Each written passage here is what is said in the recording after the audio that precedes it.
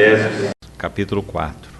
Rogo-vos, pois eu, o prisioneiro no Senhor, que andeis de modo digno da vocação a que fostes chamados. Nós podemos dividir a epístola aos Efésios em duas grandes partes. Os 3 primeiros capítulos falam a respeito da visão celestial, para usar o termo que Paulo usou em Atos 26, 19. Não fui desobediente à visão celestial. Então, os 3 primeiros capítulos de Efésios são devotados a explicitar qual é essa visão celestial. Então, Paulo fala da igreja como um poema de Deus, em Efésios 2:10. Fala da igreja como um novo homem, que já citamos em Efésios 2:15. Fala da igreja logo na sequência, no capítulo 2, como família, no verso 19, veja aí. Fala da igreja como um templo ou um santuário dedicado ao Senhor, no versículo 21. Veja quantas expressões.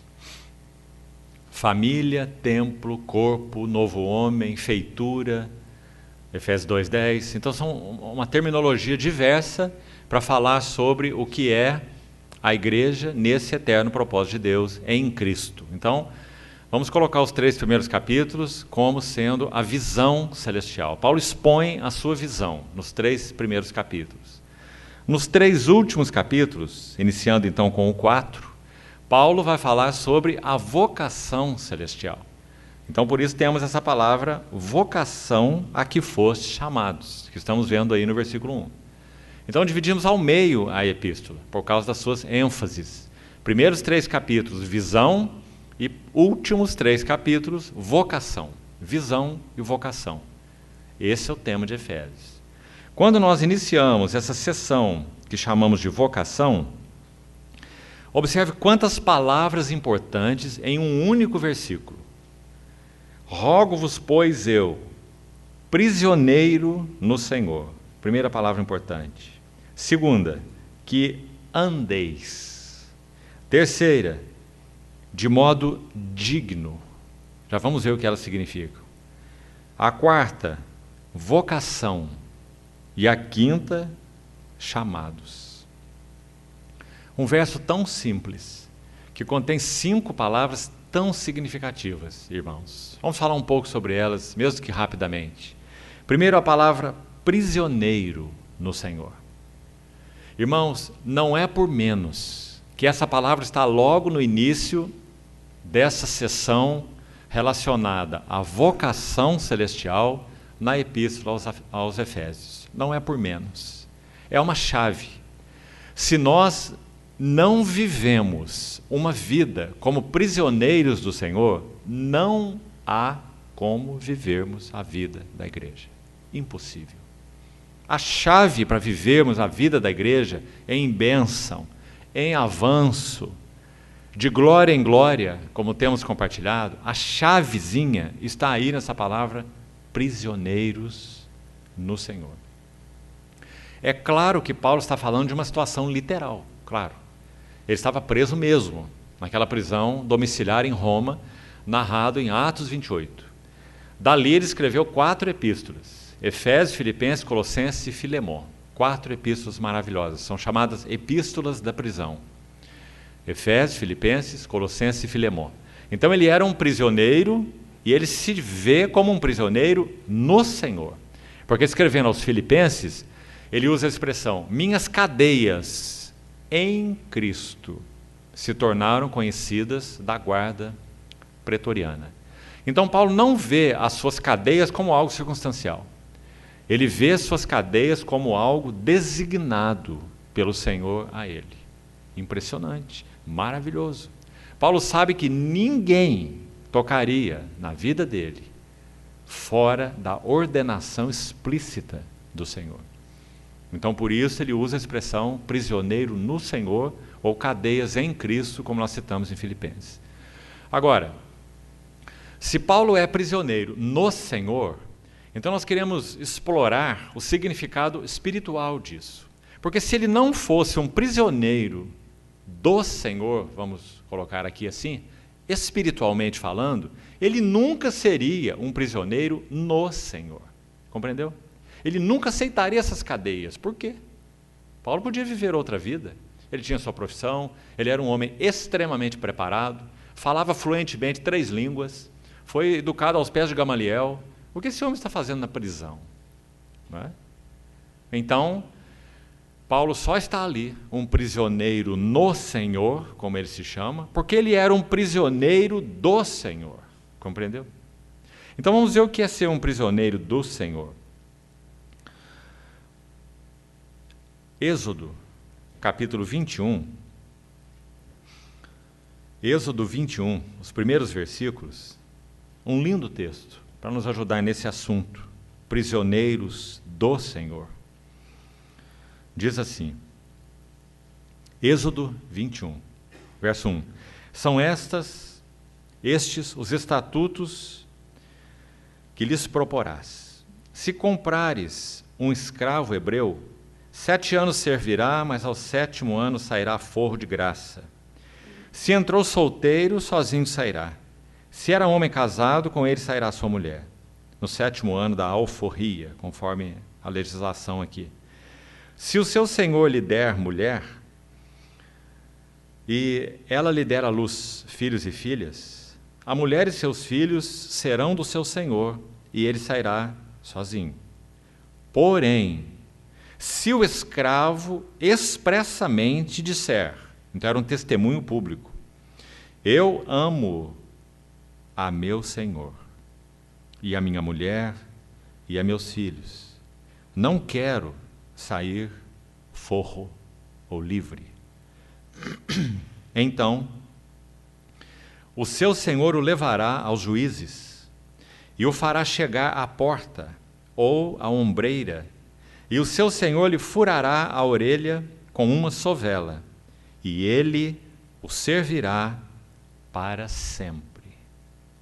O testemunho do escravo, no ano 7º, que ele teria o direito de liberdade, de alforria, era um testemunho explícito. E o primeiro item, eu amo o meu Senhor. Sabe o que esse escravo entendeu? Que o lugar mais seguro para ele eram as mãos do seu Senhor. E o lugar mais perigoso para ele eram as suas próprias mãos. Então, quando ele recebe a sua liberdade, ele coloca a sua liberdade nas mãos do seu Senhor. Porque ele conhecia quem era o seu Senhor. Agora, vamos ao Salmo 40, onde Davi usa exatamente a mesma linguagem, de uma maneira tão bonita. Salmo 40, verso 6. Sacrifícios e ofertas não quiseste, abriste os meus ouvidos. Literalmente, furaste as minhas orelhas. Davi está fazendo alusão exatamente a essa legislação de Êxodo 21, mas é claro que Davi está aplicando literalmente, espiritualmente, a legislação. Ele está falando de uma escravidão espiritual. Ele está falando de uma relação com Deus como seu Senhor, espiritualmente falando. Então, sacrifícios e oferta não quiseste, furaste as minhas orelhas. Holocaustos e ofertas pelo pecado não os requeres. Então eu disse, eis aqui estou eu. No rolo do livro está escrito a meu respeito, agrada-me fazer a tua vontade, ó Deus meu. Dentro em meu coração está a tua lei. Vamos com cuidado aí. Sabe onde esse texto vai aparecer no Novo Testamento? Hebreus 10, versos de 5 a 7. Se referindo a quem? Ao Senhor Jesus. Então, quem, sobretudo, é esse prisioneiro de Deus? Esse escravo de Deus? O Pai, o Filho, o nosso Senhor Jesus. Quando esse verbo se fez carne, ele vai dizer assim, minha comida consiste em fazer a vontade daquele que me enviou. E não é o que nós lemos aí no Salmo, repetido em Hebreus? Agrada-me, ó Deus, fazer a tua vontade. E mais do que isso, dentro em meu coração está a tua lei, ou a tua palavra. Então, irmãos, nós estamos vendo entendendo o que Paulo quis dizer com a expressão prisioneiro no Senhor. E que o Senhor já nos ajude a ver qual é então a chave para vivermos uma vida da igreja, vida da Assembleia sadia. É sermos, cada um de nós, prisioneiros do Senhor. Nossas orelhas têm que ser furadas. Quem tem ouvidos, ouça o que o Espírito diz às igrejas. O sacerdote, quando recebia aquela unção em Levítico capítulo 8, aquele óleo era derramado sobre sua cabeça, você se lembra? O Salmo 133 faz alusão a isso. O óleo sobre a cabeça de Arão, que desce pela sua barba, lembra-se? E depois diz, e desce até a orla. Algumas versões dizem gola, mas na verdade é orla. É a parte de baixo da vestimenta. Porque aquele óleo era um banho de óleo que o sacerdote tomava. A partir da cabeça, o óleo ia até os pés, até a barra das suas vestes. Porque isso está falando do Pentecostes. Quando nosso Senhor Jesus exaltado recebe de Deus a promessa do Espírito, Atos 2, quando Pedro está pregando, exaltado, pois, à destra de Deus, tendo recebido do Pai a promessa do Espírito, derramou isso que vedes e ouvis. É o Salmo 133 se cumprindo na ascensão e no derramamento do Espírito. Então, prisioneiro do Senhor. Essa foi a realidade do Senhor Jesus. Ele é o prisioneiro, com P maiúsculo. Ele foi obediente até a morte e morte de cruz. Então, qual é a chave para nós? Como nós podemos responder ao chamado de Deus? Como nós podemos realmente fazer a vontade de Deus? Como nós podemos, mais que isso, amar a vontade de Deus? Amá-la, não apenas fazê-la. Uma irmã do século passado, chamada Margaret Barber, uma missionária inglesa na China, que muito auxiliou o irmão Otmani. Uma vez perguntaram para ela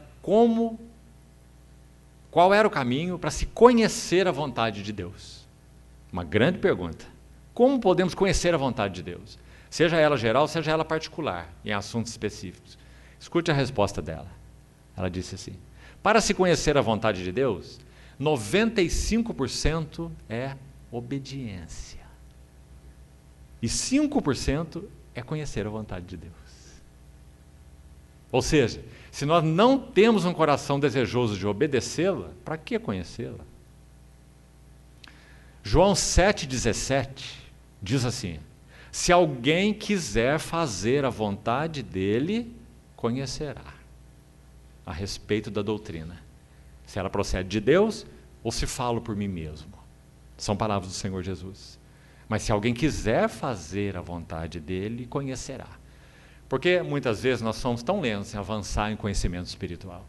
Porque nós não temos um coração de obedecer ao Senhor. Então, esse era Paulo. Não apenas prisioneiro no Senhor, mas um prisioneiro do Senhor. Paulo tinha orelhas furadas, não temos a menor dúvida. Então, quando ele faz um rogo para os Efésios, ele faz um rogo baseado na história de discipulado que ele tinha ao seu Senhor. Rogo-vos, pois eu, prisioneiro no Senhor. Que lindas são essas palavras. Às vezes as lemos tão apressadamente, né? Mas elas contêm uma chave para lermos e entendermos o resto tudo. Então ele diz, prisioneiro no Senhor, que andeis. Então esta é a segunda palavra importante. Faça a sua tarefa e grife na sua Bíblia todas as vezes que aparece a palavra andeis, andai em Efésios. E você vai ficar impressionado. Porque é uma das chaves da epístola. Não mais andeis como andam os gentios na vaidade dos seus pensamentos. Andai em amor, como Deus em Cristo vos amou. Sede imitadores de Deus como filhos amados. Andai, vede prudentemente como andai, não como nécios, mas sim como sábios, remindo o tempo.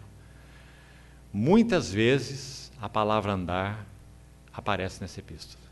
Então, andeis de modo digno. Não apenas termos visão, não apenas ganharmos entendimento, não apenas sermos gratos porque o Senhor tem falado aos nossos corações, tudo é muito precioso. Mas qual é a nossa maior responsabilidade? Andeis. Andeis. De modo digno. Agora vamos para a palavra digno. Ela traz a ideia de harmonia. Como um maestro regendo uma orquestra. E cada instrumento está debaixo do controle do maestro. Seus ouvidos são muito afinados e suas ordens são muito específicas. Nada é feito na orquestra sem a ordem do maestro, com M maiúsculo, o nosso Senhor. Então, andeis de modo harmônico, sem dissonância.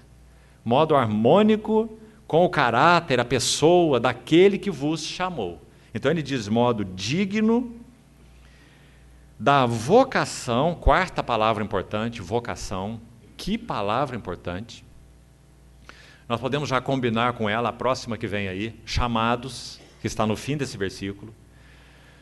1 Coríntios capítulo 1, Paulo vai falar sobre essa vocação e sobre esse chamamento de uma maneira muito linda. Primeira epístola aos Coríntios, capítulo 1, verso 26. Paulo vai falar sobre essa vocação. Ele vai dizer assim: reparai na vossa vocação. Lá está a palavra. Não foram chamados, aí está a palavra chamados. Elas estão interligadas, né? Nós somos chamados para uma vocação celestial. Então ele diz: reparai na vossa vocação. Não foram chamados muitos sábios, segundo a carne. Não foram chamados muitos nobres, ou de nobre nascimento. Não foram chamados muitos fortes, né? Porque ele vai dizer logo à frente: Deus escolheu as coisas fracas deste mundo. Deus escolheu as coisas pobres. Deus escolheu as coisas que não são, para reduzir a nada as que são, ou as que julgam ser, é a ideia de Paulo, para que ninguém se vanglorie na presença de Deus. Esse lindo texto de Coríntios. Então, se nós queremos uma explicação do porquê Deus nos chamou, nós já temos esse versículo. Tem um motivo, vamos colocar entre aspas. Houve um motivo para Deus nos chamar. Nós éramos os mais fracos. Nós éramos os desprezíveis. Nós éramos os ignorantes. Nós éramos os que não são. Mas Deus nos chamou em Cristo, para que pela obra dele em nossos corações, ele em nós, nós nele, possamos reduzir a nada os que julgam ser, por causa desse supremo propósito de Deus no novo homem, da nova criação do qual nós participamos, em Cristo Jesus. Então Paulo dá muito valor a essas palavras. Elas não são jogadas ao vento, não. Quando ele fala vocação, para Paulo é muito especial. Muitíssimo. Ele usa essa palavra várias vezes nas suas epístolas. Busque e você vai ver como Paulo aprecia essa questão de vocacionados. E a vocação é uma vocação para sermos prisioneiros dele. Ele não está falando de vocações específicas. Vocacionado para ser isso, ou para ser aquilo, ou para essa ou aquela função dentro do corpo de Cristo. Não. Ele fala sobre uma vocação para ser de Cristo. Então, está aí. Vocação a que fostes chamados. Eu não sei quanto a você, irmão, mas essa palavra chamados traz tanta alegria para o meu coração. Porque não fomos nós que escolhemos a Ele. Foi Ele que nos escolheu a nós. Ele que nos chamou. Ele veio em plenas trevas, assim como foi com Abraão, e nos tirou dessa terra da servidão, desse império das trevas. E Ele simplesmente nos chamou. E quem pode resistir ao seu chamamento? Salmo 29 diz assim: a voz do Senhor é poderosa. A voz do Senhor quebra os cedros. Quem sabe quando Ele nos chamou, nós éramos esses cedros, altivos, né? Altaneiros, cheios de si. Sabíamos tudo sobre a vida, sobre as coisas, sábios, né? A voz do Senhor quebra os cedros. Nós éramos infrutíferos antes de sermos chamados pelo Senhor. Mas então a voz do Senhor faz dar cria às corças.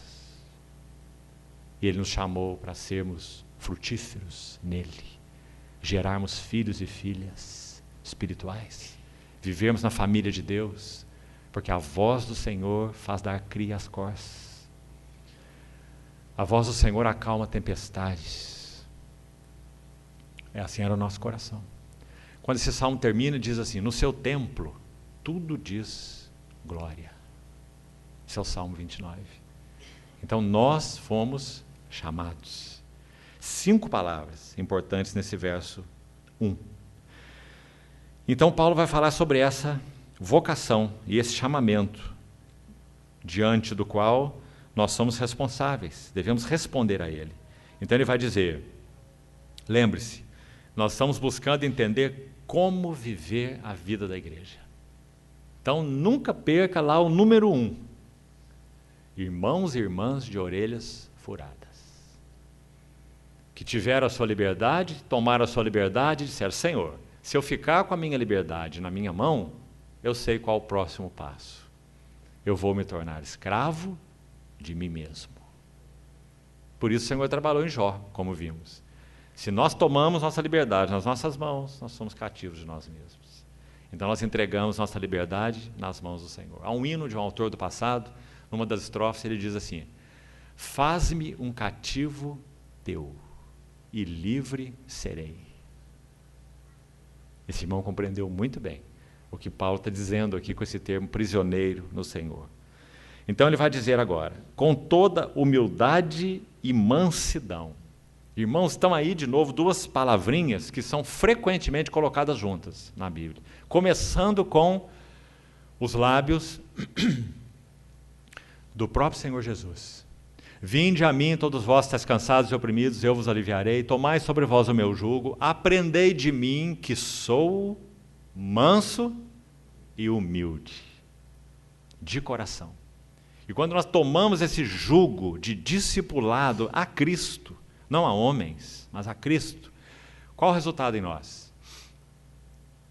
Nós encontramos descanso para as nossas almas. Não é muito claro esse versículo? O nosso cansaço, a nossa tribulação, tem um nome. Curto, mas grosso. Eu. Essa é a causa de nosso cansaço. Essa é a causa de nossas aflições. Não são os nossos irmãos. Não são as coisas do Senhor. Não é a nossa esposa.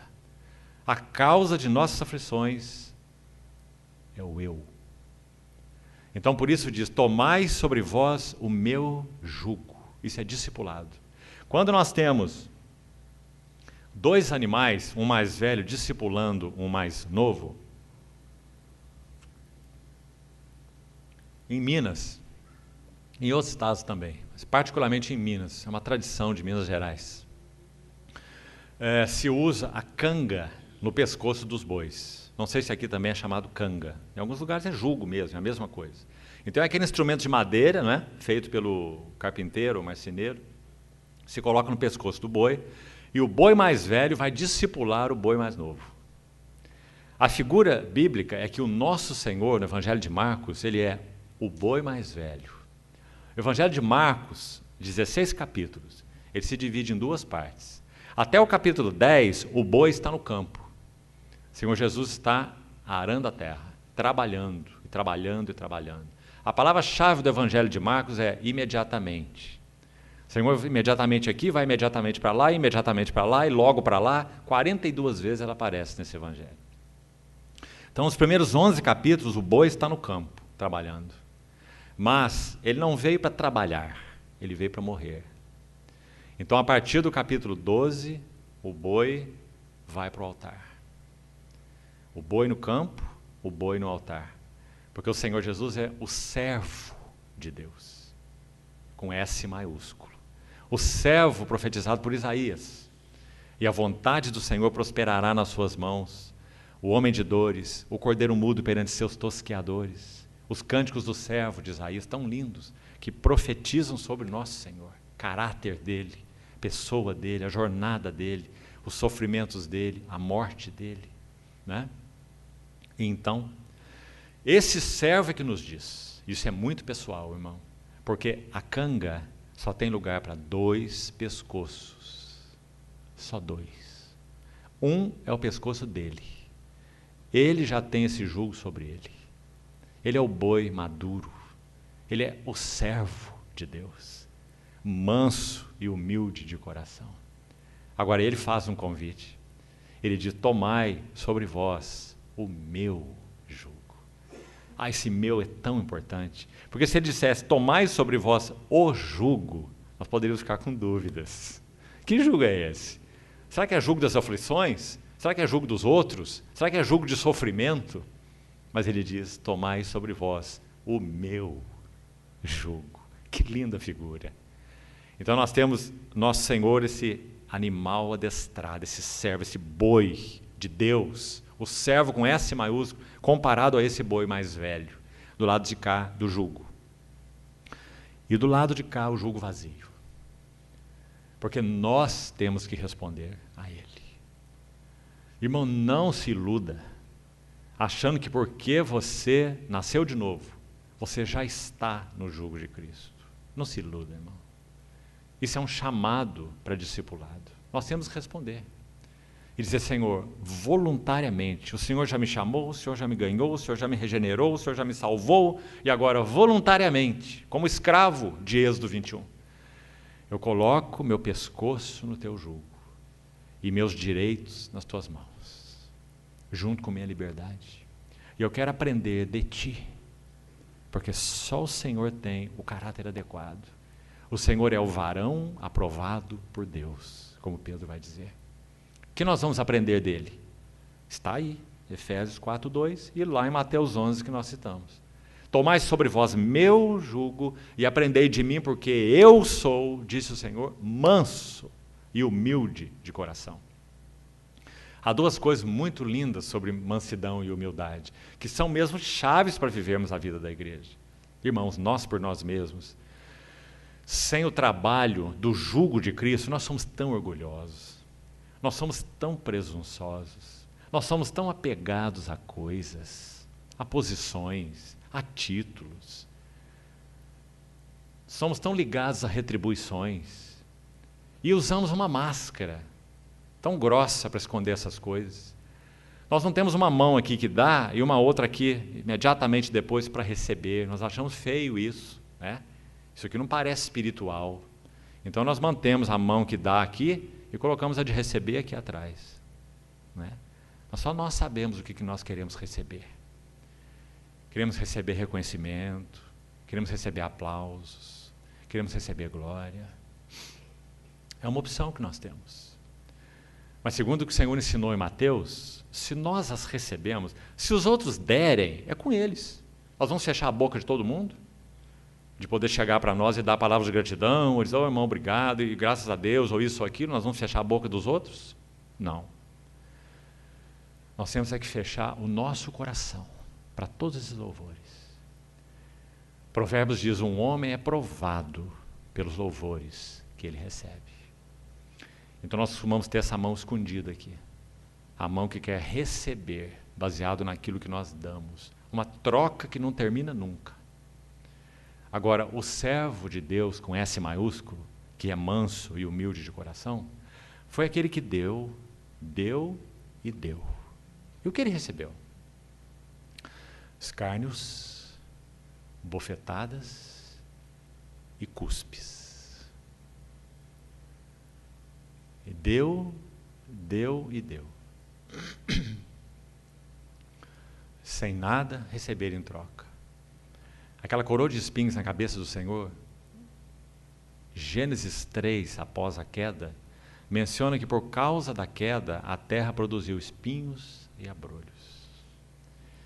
E são aqueles espinhos que nós vemos na fronte do nosso Senhor Jesus. Quando ele estava caminhando em direção ao Calvário, eu sou manso e humilde de coração. Havia uma prática entre as mulheres que você vê muito bem no Evangelho de Marcos e de Mateus. Elas, como um ato final de bondade ou de misericórdia, as mulheres davam mirra, segundo Marcos, fel, segundo Mateus, para aqueles condenados à morte por crucificação. Então, quando eles estavam no caminho, o fel ou a mirra era oferecido para esses condenados. Então, se você ler lá com cuidado, você vai ver que ofereceram para o Senhor a mirra, segundo Marcos, ou o fel, basicamente são a mesma coisa, segundo Mateus, e explicitamente é dito, ele não o quis beber. Então, às vezes, uma confusão é feita aí com aquele vinagre que foi oferecido a ele pelos soldados na cruz. totalmente diferentes. Aquilo não havia fel e nem mirra, era apenas o vinagre. E eles molharam um caniço com um isopo, os guardas. Ninguém podia se apresentar mais diante do Senhor na cruz. O Senhor estava vigiado pelos guardas. E eles molharam aquele isopo no vinagre, puseram num caniço e chegaram aos lábios do Senhor, quando o Senhor disse: eu tenho sede. Então João vai dizer, tendo tomado o vinagre, a ideia é provado, não era um copo de vinagre, era uma esponja com vinagre. Então diz, quando ele tomou o vinagre, disse: está consumado. E inclinando a cabeça, rendeu o espírito. Mas lembre-se, vinagre. Ali não tinha fel e ali não tinha mirra. Isso foi oferecido a caminho da cruz. Leia os evangelhos e você vai ver. Por que nosso Senhor recusou a mirra e o fel, que todos os condenados tomavam? Porque o nosso Senhor não quis, em nenhum momento, ser entorpecido. Eles eram entorpecentes.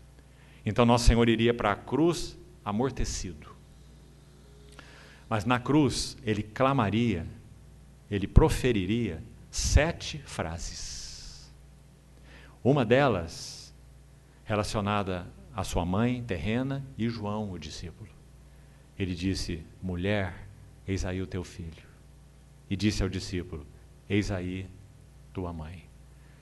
Nosso Senhor quis guardar absoluta lucidez até o momento que ele entregasse o seu espírito ao Pai. Ele não aceitaria que no cálice, não beberei eu o cálice que o meu Pai me deu. Essas são palavras dele. Ele não aceitaria que no cálice que o Pai lhe deu fosse colocado mirra ou fosse colocado fel. Não. Nenhum entorpecente. Ele tomaria o cálice como o Pai lhe deu. Até que em plena confiança ele dissesse: Pai, nas tuas mãos eu entrego o meu espírito. Esse foi o servo, manso e humilde de coração.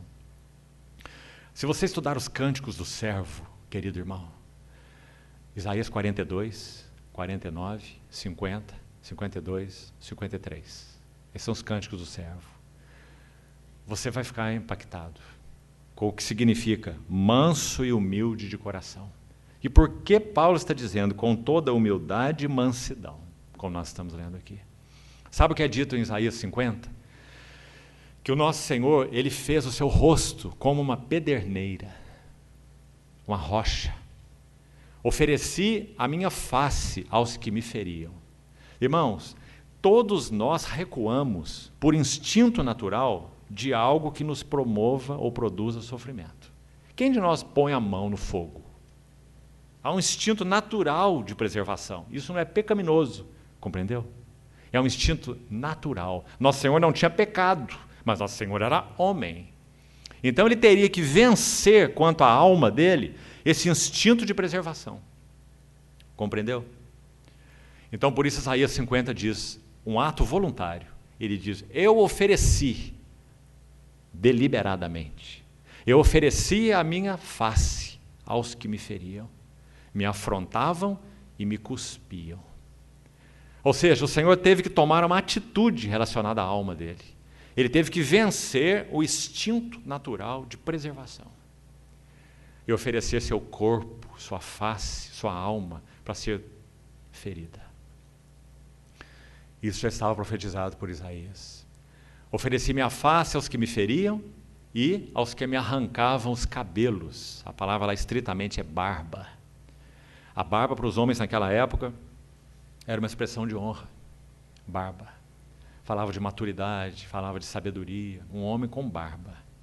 E o Senhor diz: ofereci minhas barbas, ofereci minha face aos que me arrancavam as barbas. Arrancar barba é um ato de profunda desonra. Isso foi o que aconteceu com o servo do Senhor, Isaías 50. Qual era o segredo desse servo? É dito por Pedro, quando ele prega a primeira mensagem no Pentecostes. Tão lindo, irmão. Ele cita o Salmo 16. E ele diz assim: diante de mim, eu sempre via o Senhor. Esse era o seu segredo.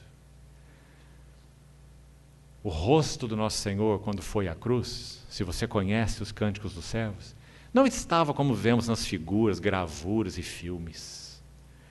O rosto do nosso Senhor na cruz, Isaías 52, diz assim: o seu semblante estava muito desfigurado, mais do que o de outro homem qualquer, e a sua aparência mais do que os dos outros filhos dos homens. Porque quando ele foi à cruz, ele já tinha levado muitas bofetadas. Agora, irmãos, aquela face era a face que é contemplada e adorada por todos os anjos. É a face na qual o Pai tem todas as suas delícias. Esse é o meu filho amado, e nele eu tenho todo o meu prazer. Esse foi nosso Senhor. Esse foi o servo de Deus. Agora, o que nós fazemos com o que nós chamamos de aflições, perseguições? O que nós fazemos? Nós nos levantamos, nós revidamos, nós aborrecemos, nós amarguramos, nós nos justificamos e muita coisa mais. Muitos verbos mais. O que o Senhor fez? Um cordeiro mudo perante os seus tosqueadores. E ele não abriu a sua boca. Com uma palavra. Você já pensou nisso? Enquanto Nosso Senhor estava sendo chicoteado, irmão, escute bem, se ele dissesse assim, basta, tudo estaria terminado. Uma palavra, basta. E aqueles seus algozes seriam fulminados. Porque quando foram prendê-lo no Getsemane, e ele se adiantou aos seus discípulos e disse: a quem buscais? Eles disseram: a Jesus o Nazareno. Ele respondeu: eu sou. Ah, quando ele disse eu sou, os guardas recuaram e caíram por terra. Porque ninguém tira a minha vida, eu espontaneamente a dou. Então, se em qualquer momento ele tivesse dito basta, esse basta seria definitivo. Mas ele não disse basta. Por quê? Porque ele não salvou a si mesmo, para que então pudesse nos salvar. Com toda humildade e mansidão. Como nós vamos conseguir viver a vida da igreja sem isso? Se não tivermos orelhas furadas e se não formos discípulos de Cristo. Irmãos, o que nós vamos ter é muita confusão. Disputas, brigas por proeminência, ciúmes, invejas, contendas, políticas, dentro da casa de Deus, presunção, disputa de posições, eu sou, eu não sou, eu faço, eu não faço, com toda humildade e mansidão. Não poderemos ter a vida da igreja sem isso. Então ele continua com longanimidade. Longanimidade é uma palavra tão linda. Macrostomia, no grego, significa uma disposição para o sofrimento. Isso é longanimidade. Quando Pedro fala assim, Deus é longânimo para convosco, não querendo que nenhum se perca, mas que todos cheguem ao arrependimento. Longanimidade é uma marca tão linda do caráter de Deus. Esse pavio é tão longo, ele está tão distante da bomba, compreende? Mas nós normalmente temos um pavio tão curto. Nós não somos longânimos, não temos disposição de sofrer. 1 Pedro 4, Pedro diz assim, tendo Cristo sofrido na carne, armai-vos também vós do mesmo pensamento.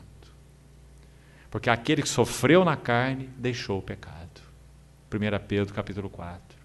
Longanimidade. Ah, se o Senhor não fosse longânimo. Ah, se Ele não tivesse paciência conosco, irmãos. Nós já teríamos rolado a ribanceira da vida cristã. E já estaríamos derivados por aí, em qualquer lugar. Ele é longânimo. Humildade, mansidão, longanimidade. Nós falamos sobre mansidão. O que é humildade? Essa palavra humildade vem daquilo que é terra, terreno, humus, terra, humildade. Fala daquilo que é mais baixo. Há um segredo na vida cristã para nós não cairmos. Paulo diz em Romanos 12 assim: não sejais sábios aos vossos próprios olhos, condescendei com aquilo que é humilde. Qual o segredo para não cairmos na vida cristã? É nós andarmos arrastando. Compreendeu? Andarmos caídos, como aquilo que é baixo, rasteiros. Quem já caiu não pode cair, só cai quem está em pé. Então Paulo diz: quem está em pé, veja que não caia. Segredo para não cair é humildade, é andarmos rastejando, humus, terra. Esse foi nosso Senhor. Ninguém foi mais humilde que Ele. Depois ele diz: suportando-vos. Por isso a ordem de palavras é tão necessária. Quem não é humilde, não é manso, não suporta nada. E não suporta ninguém. Então ele diz: suportando-vos uns aos outros em amor. Com cuidado aqui, que a palavra suportando não significa tolerando. Tolerando os irmãos, aguentando os irmãos. A palavra significa pondo os ombros debaixo uns dos outros, ou sendo suporte uns para os outros, suportando-vos uns aos outros em amor. Então, dos versos 3 a 6, não vamos estudá-lo com detalhes, não vamos ter tempo para isso. De 3 a 6, apenas note: 7 vezes aparece a palavra que de passagem nós já comentamos em mensagens anteriores. Ele fala sobre preservar a unidade do Espírito, aquela que já foi estabelecida pelo Senhor na obra da cruz do Calvário. E porque Ele derramou sobre nós o seu único e mesmo Espírito. Então ele diz: preservem, não é promovam, não é levantem bandeira. Olha, nessa cidade nós somos nós somos pela unidade do corpo de Cristo. Isso tudo é uma bobagem, irmãos. Nós já somos Quem nos regenerou, todos os nossos irmãos nessa cidade, em todo esse país, regenerados pelo mesmo Senhor e habitados pelo mesmo Espírito. Já somos uma única família. O problema é que nós somos brigões, e nós somos presunçosos, e fazemos nosso arraiaizinho. Nós temos a melhor mensagem. Nós temos a visão da igreja. Essas são coisas que se escuta por aí. Nós temos o evangelho do reino. Nós somos a Filadélfia dos últimos dias. Nós somos o testemunho do Senhor. Todas essas expressões são expressões de arrogância. Porque Filadélfia, testemunho do Senhor, seja lá o que for, não é um povo em um lugar geográfico. Entenda bem. O Senhor conhece os que são seus. E Ele tem os seus remanescentes fiéis e que estão respondendo à revelação dEle em todos os contextos. Não há nenhum contexto que seja melhor, geograficamente falando, que outro contexto. Não é assim que o Senhor vê. Vamos deixar de lado essa bobagem e essa presunção. O Senhor tem os seus vencedores em todos os contextos. Quem são vencedores, segundo a avaliação do Senhor? São aqueles que estão andando na luz que têm recebido. Aí os que se chamam Filadélfia, os que se chamam restauração, os que se chamam testemunho do Senhor, os que dizem que têm o evangelho do reino, que têm a mensagem que ninguém tem, e se acham vencedores, isso é uma loucura. Porque, como disse, isso não é uma questão geográfica. Um grupo é isso, um grupo é aquilo. Mas é uma questão de resposta àquilo que o Senhor tem revelado. Esses são os vencedores. Os vencedores são os que ouvem o que o Espírito diz às igrejas. Sejam eles quem forem e estejam eles onde estiverem. Então faz parte do nosso orgulho nós chamarmos os que estão conosco de seja lá o que for. Aqui está a restauração, aqui está o testemunho do Senhor. Aqui estão os irmãos que conhecem a mensagem, sei lá do quê. Aqui estão os que têm o evangelho do reino. Irmãos, eu tenho caminhado com o Senhor há mais de 40 anos. E eu já ouvi essa história muitas vezes. Então não venha falar dessas coisas para mim, por favor. Eu já estou cheio delas. Quando eu era um jovenzinho, o Senhor, por sua graça, me ganhou, eu era muito novo. Deixe-me colocar isso para os irmãos entenderem. Havia um irmão nos Estados Unidos, chamado John Robert Stevens. E esse era considerado o apóstolo naquela geração, como um oráculo de Deus na terra. Como hoje há um outro aí que é considerado da mesma maneira. E esse irmão tinha um representante no Brasil. E ele é considerado o apóstolo dessa visão nos Estados Unidos. Ele era o apóstolo no Brasil. E então eles caminharam, entendendo que eles tinham o evangelho do reino e a palavra da restauração. Você já deve ter ouvido esses termos atualmente, mas veja como isso é antigo, mais de 40 anos atrás. Nós temos uma revelação especial, nós temos o evangelho do reino e nós somos o povo da restauração. Então os livretos e mensagens deles eram todos focados nisso, restauração, testemunho de Deus na terra e etc.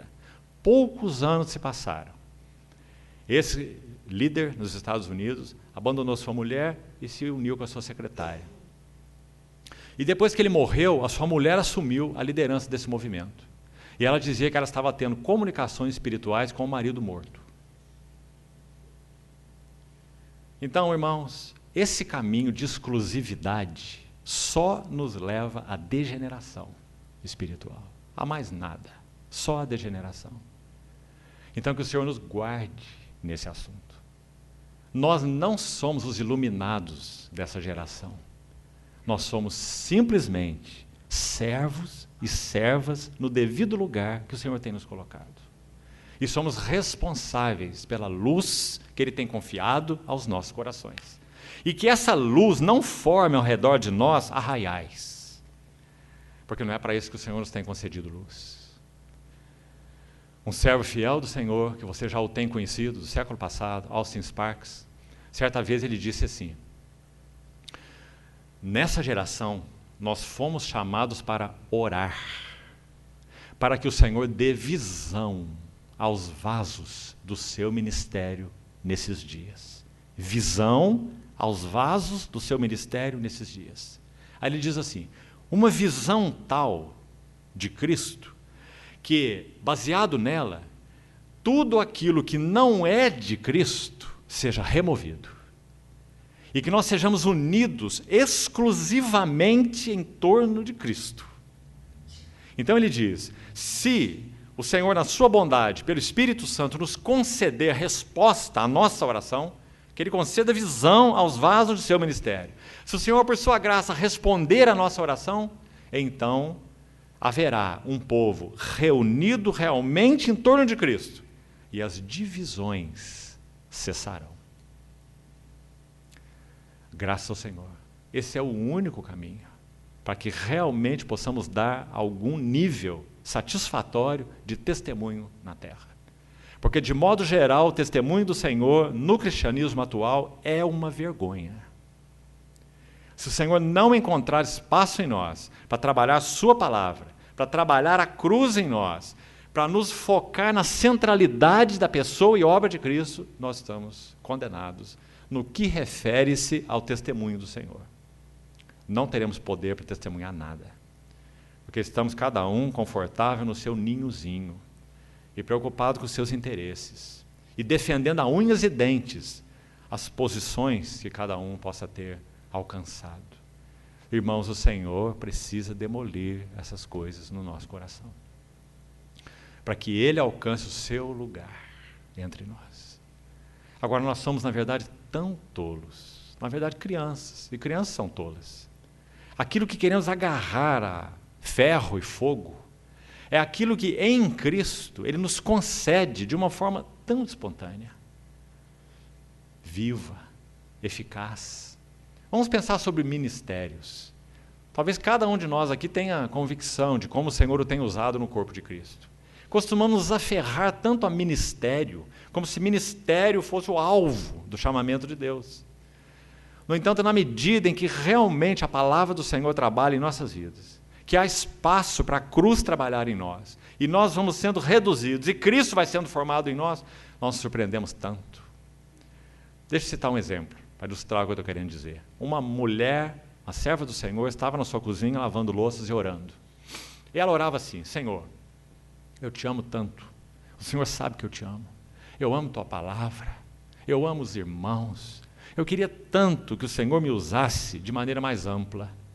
Eu estou aqui na minha casa, amo meus filhos, amo meu marido, mas Senhor, queima algo dentro de mim. Gostaria tanto que o Senhor me usasse de modo mais amplo na tua casa. E a filhazinha dessa irmã, uma menina pequena, estava puxando a sua saia enquanto ela lavava louças. E a menina importunando a mãe, puxando a saia, com uma boneca com o braço quebrado no seu bracinho. E a mãe dizia para a filha: filha, agora não posso, agora estou ocupada, e assim, empurrando a sua filha. E orando ao Senhor: Senhor, te peço que o Senhor me use de maneira mais ampla. Te amo, amo tua palavra. E a filha desistiu de chamar a mãe não atendeu, foi para o seu quarto, foi para a sua cama e dormiu, abraçada com a sua bonequinha, de braço quebrado, e com o rosto vermelho de chorar. A mãe terminou a sua louça, orando ao Senhor, como já falamos. Então ela procurou sua filha, não encontrou, foi até o quarto. Abriu a porta do quarto, lá estava sua filha, abraçada na bonequinha, de braço quebrado. Então o Senhor falou algo ao coração dessa mãe, definitivo. Ele disse assim: essa menina é a minha mensageira para você. E essa boneca com o braço quebrado é o meu serviço para você. Quem é fiel nas pequenas coisas, também é fiel nas grandes. Nós somos tão ambiciosos, irmãos, e nós não compreendemos que a vida cristã é um ministério de pequenas coisas, porque o nosso coração é megalomaníaco. E só Deus, pela palavra e pelo Espírito, pode nos tratar, para que nós entendamos qual é o caráter de Cristo e o que é ministério na casa de Deus. Com toda humildade, mansidão e longanimidade, suportando-vos uns aos outros em amor. Então, nos versos 3 a 6, nós temos 7 vezes a expressão um Senhor, um só, um Espírito, só um Espírito, uma fé só. Se a sua fé se chama fé calvinista, se a sua fé se chama fé arminiana, se a sua fé se chama fé metodista, isso não vem ao caso, isso não significa nada. Nós temos uma só fé, a fé em nosso Senhor Jesus Cristo, sua pessoa, sua obra gloriosa, e somos unidos pela única fé, a fé que de uma vez por todas foi entregue aos santos, como Judas diz. Então diz: há uma fé, há um batismo.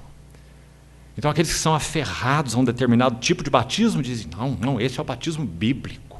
Se você não se batizar dessa forma, esse não é o batismo bíblico, nós não podemos te aceitar. Mas a Bíblia diz: há um só batismo. Que batismo é esse? É o batismo no Deus triuno, o batismo em nome do Pai, do Filho e do Espírito Santo, o batismo que confessa o nome do Senhor Jesus. Há um só batismo, e todos nós somos batizados nesse único batismo. E também há uma só esperança da nossa vocação. Nós temos dificuldade muitas vezes com o nosso irmão do nosso lado, mas a Nova Jerusalém só tem uma rua, e nós vamos ser vizinhos uns dos outros por toda a eternidade, não é? Uma só esperança da nossa vocação, um só Deus e Pai de todos. Que maravilha, irmãos, que o Senhor alargue os nossos corações.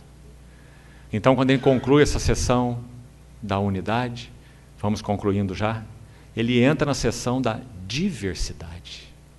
Então, não vamos entrar nela. Entre você mesmo, na tua meditação, no teu estudo. Está aí de 7 a 12. Essa é a sessão da diversidade. Olha que lindo. Na primeira sessão ele enfoca amor, coroando ali tudo que ele falou: humildade, mansidão, longanimidade, suportando-vos uns aos outros em amor. Então esse é versículo 1 e 2. Depois, na segunda sessão, de 3 a 6, está muito claro, né? Ele enfoca unidade. 7 vezes ele diz como nós falamos. Depois, na sessão de 7 a 12, vá anotando aí, ele enfoca a diversidade. Porque ele vai começar assim: a graça foi concedida a cada um. Se na sessão anterior nós temos e agora nós temos cada um. Compreendeu? Então ele entra na sessão da diversidade. No corpo de Cristo, o dom de Cristo, olha o verso 7. O dom de Cristo foi concedido a cada um. Então ele vai dizer uma coisa linda aqui, maravilhosa. Coloca a questão dos chamados. A Bíblia não usa esse termo, mas só para nós entendermos, os chamados ministérios fundamentais. Quais são os ministérios fundamentais? Apóstolos, profetas, evangelistas, pastores e mestres. 5. Ou, conforme dizem alguns, esses dois últimos se unem em um só. Então seria pastores mestres, porque os pastores pastoreiam com a palavra e os mestres que ensinam cuidam, pastoreiam. Então alguns entendem que esses pastores e mestres são unidos, colocados juntos. Então nós teríamos 4 em vez de 5. Pouca diferença isso vai fazer, no caso aqui. Mas então esses chamados ministérios fundamentais, eles servem para quê? Eles servem para ficar nas vitrines, eles servem para ser os admirados. O apóstolo, o profeta, o pastor, o mestre, seja lá o que quisermos chamar. Não é isso que o texto ensina. O texto ensina que eles são fundamentais, porque eles lançam fundamento. A casa de Deus não pode ser edificada sem fundamento. Em Efésios 2, aí mesmo, verso 20 a 22, é dito que a igreja é edificada sobre o fundamento dos apóstolos e profetas. Então é aquela revelação de Cristo que é dada a eles que faz com que eles sejam tão fundamentais, não é? Porque é o fundamento dos apóstolos e dos profetas. Aí nós temos uma questão delicada aqui. Por causa da ênfase do catolicismo romano em Pedro, no ministério de Pedro, a pessoa de Pedro, e Pedro como a pedra, e tudo que já conhecemos muito bem, sabe o que nós fazemos? Nós, os chamados evangélicos, nós pulamos para o outro lado. Então nós apenas ficamos com a mensagem e desprezamos o mensageiro. Compreendeu? Mas não é isso que a Bíblia faz. O que a Bíblia faz é unir a mensagem ao mensageiro. Então, quando diz que a igreja é edificada sobre o fundamento dos apóstolos e profetas, não é apenas que o fundamento que eles lançaram é Cristo, é claro que é. Paulo escreve aos Coríntios assim: ninguém pode lançar outro fundamento, além do que foi posto, o qual é Jesus Cristo, muito claro. Mas quando você vê a visão da Nova Jerusalém, em Apocalipse 21, você vê que aquela cidade tem 12 fundamentos. E os 12 fundamentos são os 12 apóstolos do Cordeiro. Está muito claro. Não é apenas a mensagem deles, mas é o que de Cristo foi formado neles. Os constituiu fundamentos. Irmãos, graças a Deus que é assim. Imagine se aquilo que de Cristo tem sido dado a nós, revelado em nós, formado em nós, fosse descartável em nós. Nós fôssemos como, alguns usam essa figura, muito ruim, errada, biblicamente, a figura da mangueira regando um jardim. A palavra de Deus é a água viva. Ela simplesmente passa através do cano. O cano é o mensageiro. Então rega e nutre. Mas a água e a mangueira sempre serão diferentes, não é? A água é a água e a mangueira que está conduzindo a água é a mangueira. Não é assim que Deus trabalha. De jeito nenhum. O Senhor deseja que tudo aquilo que é dado de Cristo aos seus vasos seja incorporado neles. E a mensagem e o mensageiro sejam uma só coisa. Do contrário, não serve para Deus. Do contrário, ele é um tagarela.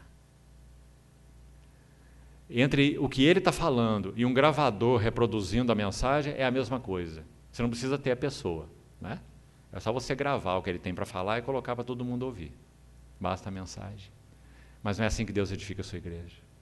Ele edifica a sua igreja baseado no trabalho que ele faz nas pedras vivas. E ele vai fazendo com que essas pedras sejam justapostas. Caráter de Cristo. E na medida que essas pedras vão sendo justapostas aqui, outras vão sendo colocadas sobre elas. A segunda geração, a terceira geração, a quarta geração. E o Senhor vai edificando uma casa para o seu nome. Quão importante é isso, irmãos? Então, no capítulo, nos versículos de 7 a 12, nós vemos a diversidade. E o que esses apóstolos, profetas, evangelistas, pastores e mestres fazem? Eles operam para o equipamento dos santos. Então nós temos esse versículo importantíssimo aí, verso 12. Com vistas ao. Ou seja, o foco não está nos ministérios chamados fundamentais. A questão é o que eles fazem, a função deles. Com vistas ao aperfeiçoamento. A palavra melhor aí seria equipamento. O equipamento dos santos para o desempenho do seu serviço. Então, cuidado com o português aí. Está falando do serviço dos santos. Não é do serviço dos ministérios citados no verso 11. Ao contrário, eles equipam os santos para que os santos desempenhem o serviço deles. Todos. Para, finalmente, a edificação do corpo de Cristo. Está vendo como esse versículo é importante? Para que serve um apóstolo, profeta, um evangelista, um pastor e um mestre? Para equipar santos. Eles mesmos são equipados pelo Senhor.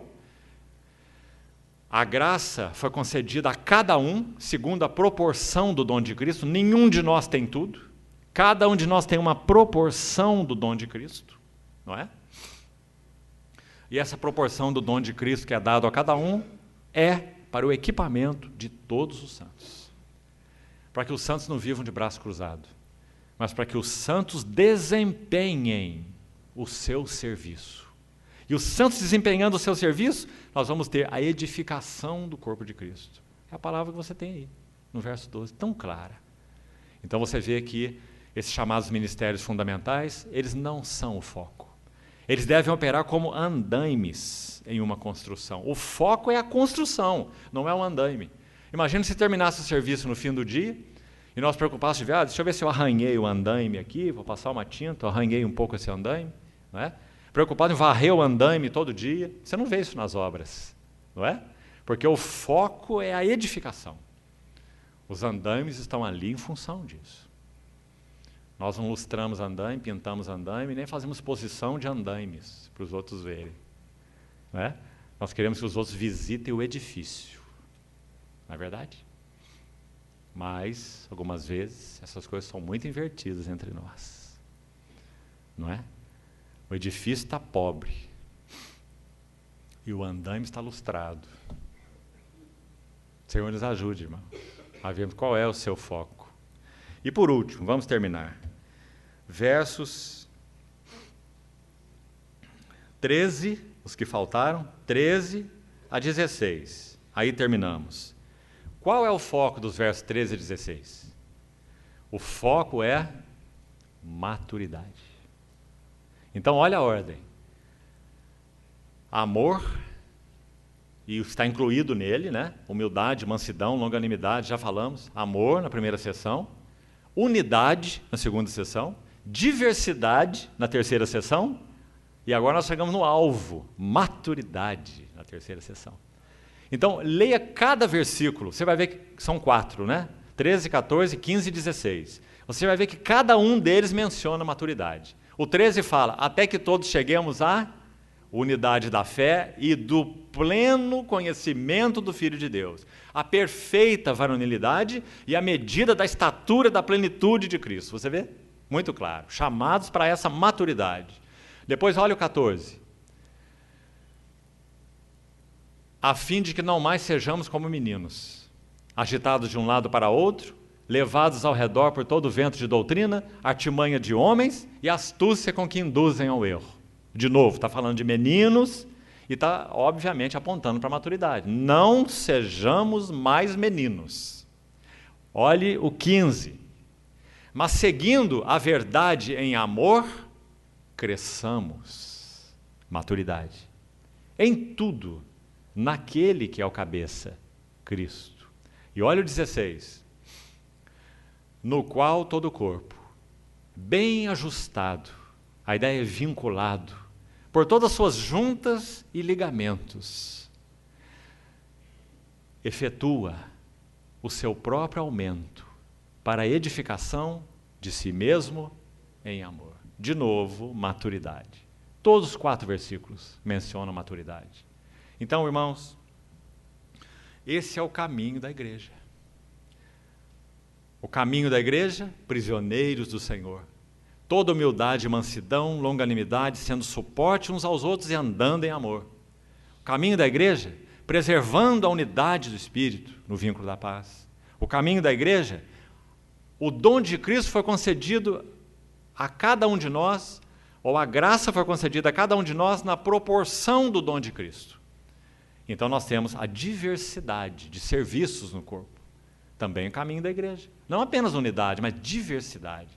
Aos Coríntios, Paulo diz, Coríntios 12, 1 Coríntios 12, 24 e 25, cooperem os membros com igual cuidado em favor uns dos outros. Então, o caminho da igreja é o caminho da diversidade de serviços, para que sejamos edificados. Nenhum de nós tem tudo. E, por último, o caminho da igreja é um caminho da maturidade. O Senhor não nos chamou para sermos crianças eternas, não. Para ficarmos aí nos alegrando porque fomos salvos na terra e estamos esperando o céu. O Senhor não nos chamou para isso, não. O Senhor nos chamou para que Cristo seja formado em nós.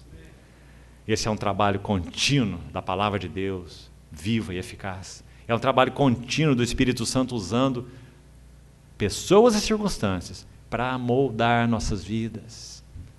Ele vai continuar fazendo, irmãos. O Senhor é bom. E então Cristo vai sendo formado em nós. O Senhor, então, possa, de alguma maneira, nos ajudar a compreender esse caminho da igreja. E vamos começar pelo começo. O melhor lugar de começar é o começo. Prisioneiro do Senhor. Minhas orelhas furaste. Agrada-me fazer tua vontade. Dentro em meu coração está a tua palavra. Isso foi segredo do Senhor. Uma vida de sofrimentos. Mas ele podia dizer, o Senhor, eu o tenho sempre à minha presença. E por causa disso ele podia suportar um ladrão entre os 12. E traidor. Um que iria negá-lo 3 vezes. E era dos mais íntimos ao coração dele. No final todos iriam abandoná-lo. Mas há algo que ele não suportaria perder. A face do Pai. O Senhor, eu o tenho sempre à minha presença. Esse foi seu segredo. Esse é o servo do Senhor. Por isso, quando ele clama na cruz, finalmente, ó meu Deus, Deus meu, por que me desamparaste? Porque para o Senhor era insuportável perder de vista a face do seu Pai. Tudo mais ele poderia perder. Porque ele sabe, conhece o que essa face significa. No princípio era o Verbo estava com Deus. E o Verbo era Deus. Ele nunca perdeu de vista seu Pai, por toda a eternidade. Chegaria o momento que ele perderia essa face de vista. Para quê? Para que aqueles estranhos que nunca haviam visto essa face, nós pudéssemos ter um vislumbre dela. Deus resplandeceu nos nossos corações para a iluminação do conhecimento da glória de Deus na face de Cristo. Que o Senhor, irmãos, queridos, nos ajude a apreciarmos essa pessoa maravilhosa do nosso Senhor Jesus. Que sejamos realmente atraídos por Ele. Não vamos ler a Bíblia buscando profecia, história, filosofia, doutrinas, mensagens para pregação. Vamos buscar Cristo nas Escrituras. Se esse for nosso desejo, é isso que o Espírito Santo vai fazer conosco. Porque esse é o desejo dele. Que vejamos Cristo nas Escrituras. Que o Senhor, então, nos ajude, nos abençoe e continue falando ao nosso coração. Vamos orar. Senhor, mais uma vez confiamos ao Senhor a Tua palavra e te pedimos que o Senhor não cesse de nos instruir e de nos corrigir. Pinga colírio nos nossos olhos, para que possamos ver melhor a Cristo e vermos também melhor a igreja e vermos também melhor a nós mesmos. Ajuda-nos, Senhor. Socorre-nos onde nós estamos, te pedimos. Que o Senhor possa manter tudo que for teu compartilhado nesses dias nos nossos corações. Aquilo que não é teu, caia por terra. Guarda a tua semente, guarda as tuas palavras no nosso coração. Confiamos a ti, Senhor. Em nome de Jesus oramos. Amém.